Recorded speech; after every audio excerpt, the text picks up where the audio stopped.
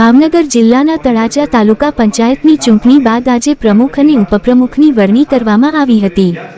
તાલુકા પંચાયતની સત્તા હવે ભાજપના હાથમાં આવી છે।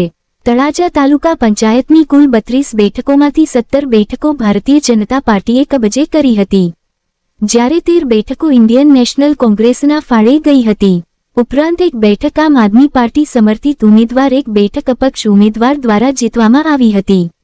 ચૂંટણી પરિણામ બાદ આજે યોજાયેલી વરણી પ્રક્રિયામાં ભાલર બેઠક પરથી બોરલા ગામના સોલંકી ધીરુભાઈ વાલજીભાઈને તળાજા તાલુકા પંચાયતના પ્રમુખ તરીકે જાહેર કરવામાં આવ્યા હતા, જ્યારે દિહોર ગામના મમતાબેન વિશાલભાઈ બાટિયાને તાલુકા પંચાયતના ઉપપ્રમુખ તરીકે જાહેર કરવામાં આવ્યા હતા।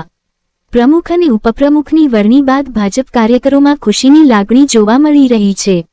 રિપોર્ટ કમલેશ ઢાપા।